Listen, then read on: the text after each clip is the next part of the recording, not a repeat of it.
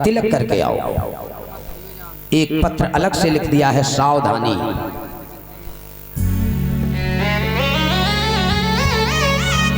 सावधानी क्या होनी चाहिए? चंदेली के शिषपाल, मैं तुम्हारा बहनोई रुकुम, अपनी बहन रुक्मिणी का विवाह तुम्हारे साथ करने जा रहा हूं, इसलिए तुम परसों बारात लेकर के कुंडलनीपुर पधारो।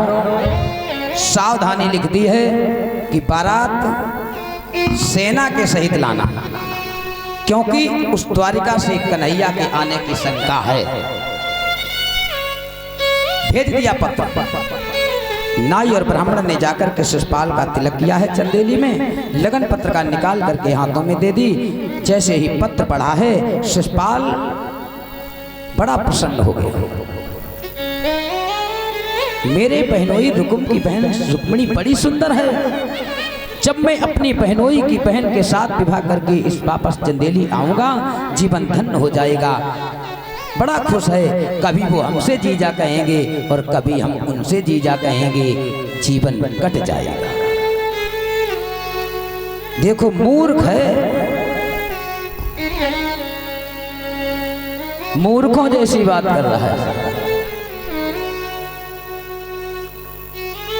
श्री सुखदेव जी कहने लगे, हे राजन परीक्षित, शिषपाल का तिलक कर दिया गया। जानते हो,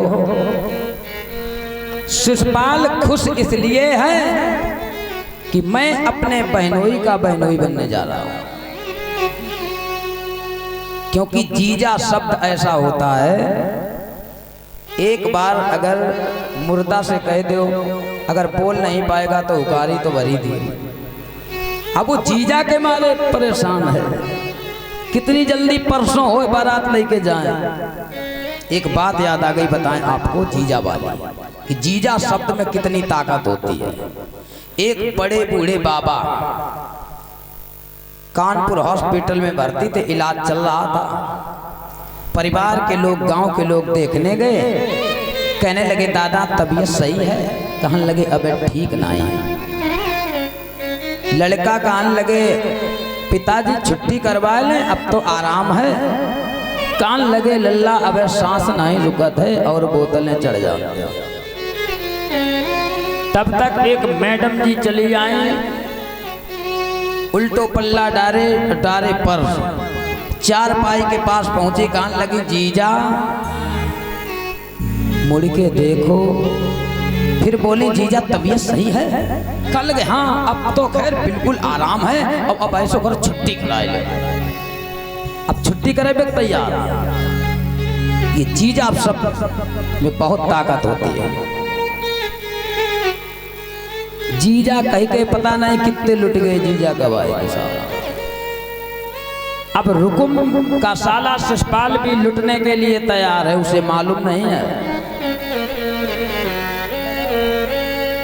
3 दिन पहले से इसने सेनापति को आदेश कर दिया, सेना तैयार की जाए। 3 दिन पहले से बारात की तैयारी करनी प्रारंभ कर दी है शिषपाल ने। श्री सुखदेव जी कहने लगे, हे राजन परीक्षित, उधर तो शिषपाल बारात की तैयारियां कर रहा है और इधर कुंडलनीपुर में महाराज भीष्मक एकांत में बैठे अपने आंखों से आंसू बहा रहे। एक बूढ़ा पिता जिस घर में बैठ करके आंसू बहाएगा, उसका परिणाम अच्छा नहीं होगा साहब।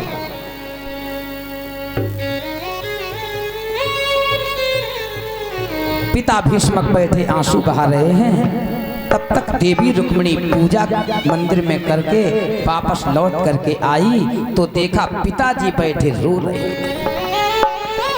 रुक्मिणी ने पूजा का ताल रख करके पिताजी के पास पहुंची। कहने लगी पिताजी आज तुम अपने आंखों से आंसू क्यों बहा रहे हो? क्या मेरे चरित्र पर तुम्हें कोई शंका है? क्या मैंने कोई गलत कदम उठा दिया है? क्या मैंने तुम्हारे नाम पर कोई दाग लगाया है पिताजी? मुझे जल्दी बताओ, आज तक मैंने तुम्हारी आंखों में आंसू नहीं देखे। पिताजी तुम रो क्यों? एक बेटी अपने पिता की आंखों में आंसू बहते हुए देख नहीं सकती, क्योंकि अपने जीवन में अगर सबसे ज्यादा अपने परिवार में बेटी चाहती है तो अपने पिता को चाहती है। बेटी अपने पिता को सबसे ज्यादा चाहती है। जिसमें पिता बाहर से मेहनत मजदूरी करके लौट के दरवाजे पर आवाज लगाता है तो दौड़कर पिता के लिए दरवाजा एक बेटी खोलती है, दौड़ करके पिता को जलपान कराती है, भोजन कराती है। इसीलिए कितना भी पत्थर दिल पिता होगा, जब बेटी की विदाई करेगा तो अपने आंखों से आंसू अवश्य बहाएगा। बेटी को विदा करते समय पिता अपने आंखों से आंसू रोक नहीं पाता। सारा जीवन बेटी अपने पिता का ख्याल रखती है। चलते चलते बेटी एक बात कहती है, पिताजी आज के बाद समय से तुम्हें भोजन कौन कराएगा, समय से तुम्हारे कपड़े कौन धुलेगा, पिताजी तुम्हें समय से दवा कौन बताएगा खाने को। उस समय पिता हृदय से बेटी को लगा करके रोता है, बेटी मेरे हृदय का टुकड़ा आज हमसे पिता हो। आज रुक्मिणी ने पिता को रोते हुए देखा, हृदय से लग करके पूछा, पिताजी बताओ तुम रो क्यों रहे? क्या मैंने कुछ भूल कर दी है? तुम बताते क्यों नहीं हो? हृदय से लगा करके रुक्मिणी को रो करके पिता भीष्मक ने कहा, बेटी अब ये तुम्हारा पिता इस संसार में मुंह दिखाने के लायक नहीं है। क्या हुआ पिताजी, आप ऐसा क्यों बोल रहे हो? क्या मेरे चरित्र पर तुम्हें कोई शंका है? नहीं बेटी, तुम्हारे ऊपर मुझे कोई शंका नहीं है। तुम्हारे भैया रुकुम ने तुम्हारा विवाह अपने साले शिषपाल के साथ तय कर दिया है। बेटी जिस समय तुम शिषपाल की दुल्हन बनकर के चंदेली चली जाओगी, उस समय ये हिंदू धर्म की मर्यादा धूल में मिल जाएगी। ये पिता और इस संसार की बेटी संसार में मुंह दिखाने के लायक।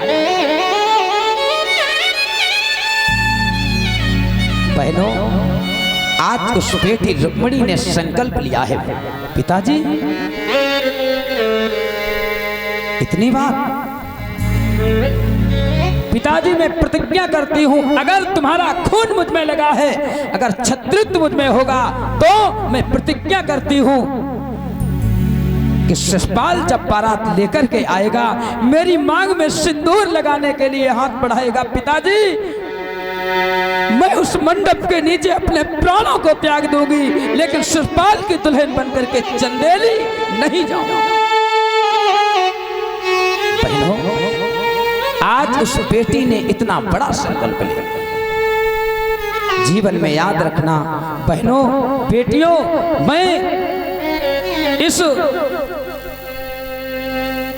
प्यास मंच पर बैठ करके हाथ जोड़ करके तुम्हारे चरण स्पर्श करके ये निवेदन कर रहा हूं, अगर तुम्हारे जीवन में अगर कोई ऐसी घटना आए या कहीं तुम्हारा विचार बने तो एक बार अपने उस माता और पिता के बारे में सोच लेना, जिसने 20 वर्ष तक 18 वर्ष तक तुम्हें पाल करके बड़ा किया है, पढ़ा लिखा करके।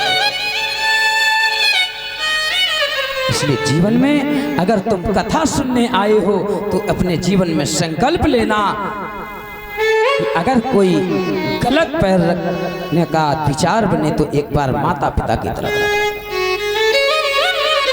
तो बताओ रुक्मिणी क्यों रोई? रुक्मिणी ने प्रतिज्ञा क्यों की है? अगर कहीं रुक्मिणी शिषपाल के साथ दुल्हन बनकर के चली जाती तो बहनों, वो अपने लिए नहीं, इस सारी संसार की बहनों के लिए रुक्मिणी परमात्मा के लिए रोई है कि प्रभु इस हिंदू धर्म की मर्यादा को बचाने के लिए आ जाओ। ये तो नियम सदा सदा के लिए हो जाए। रुक्मिणी एकांत में जाकर के बैठ जाती है, प्रभु का ध्यान करती है। प्रभु मैंने अगर सच्चे भाव से अपने जीवन में तुम्हें हृदय में बसाया है, तुम्हारे चरणों की अनुरागिन हूं, तो नाथ इस रुक्मिणी की पुकार सुनकर के मेरे धर्म की रक्षा करने के लिए दौड़ करके चले। रुक्मिणी ने कहा प्रभु अगर तुम मेरी धर्म की रक्षा करने के लिए ना आए तो इस संसार की बहनों की आस्था तुम्हारे प्रति कम हो जाएगी। नेत्रों से आंसू बहा रही है। रुक्मिणी बैठी प्रभु से कामना करती है, प्रभु मैंने सुना है कि इस संसार में करने वाले आप हो, भक्त तो केवल माध्यम होता, हम आप माध्यम हैं। बड़े परिश्रम के बाद, अथक प्रयास के बाद सभी भक्तों ने तन मन धन के सहयोग से श्रीमद् भागवत कथा का अनुष्ठान रचाया है। ये क्या है? ये प्रभु की कृपा है, हम आप तो केवल माध्यम हैं। कराने वाले तो वही है, कराने वाली माता है जो आज नवरात्रि के शुभ अवसर पर आपके पावन ग्राम में भगवान की पावन कथा चल रही है। इसलिए रुक्मिणी ने कहा है प्रभु मैंने सुना है, ऐ नाथ भक्त कहते हैं कि मेरा आपकी कृपा से सब काम हो रहा है, मेरा आपकी कृपा से सब काम हो रहा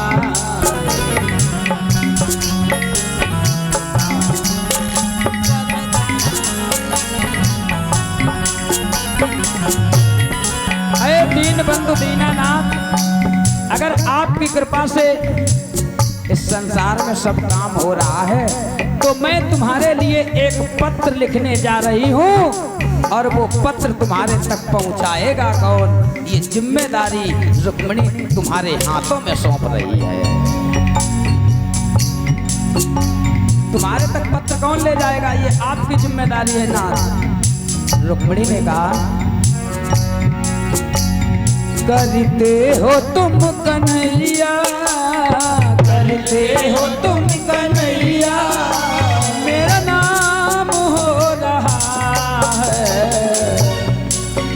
प्रभु आपकी कृपा से सब काम हो रहा है, प्रभु आपकी कृपा से सब काम हो रहा है। तालियां बजाते रहे।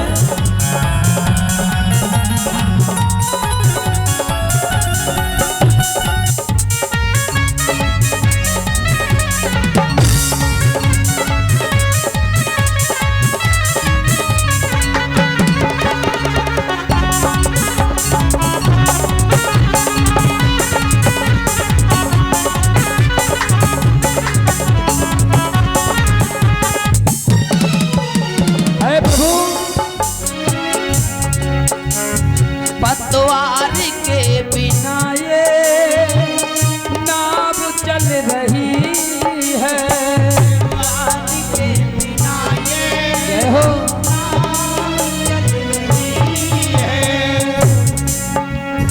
बिन मांगे है कन्हैया हर चीज मिल रही है, बिन मांगे है कन्हैया हर चीज मिल रही है। अब क्या बताऊं मोहन मोहन, अब क्या बताऊं मोहन, आराम हो रहा है, मेरा आपकी कृपा से सब काम हो रहा है।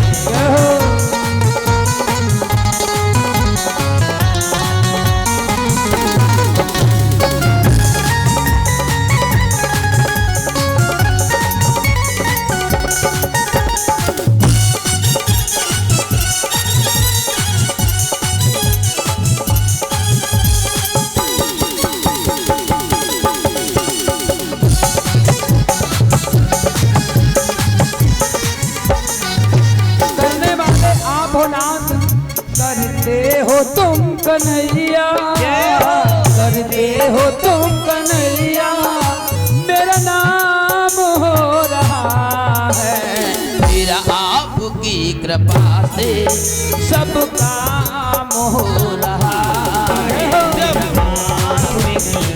श्री राधे सब काम हो रहा है।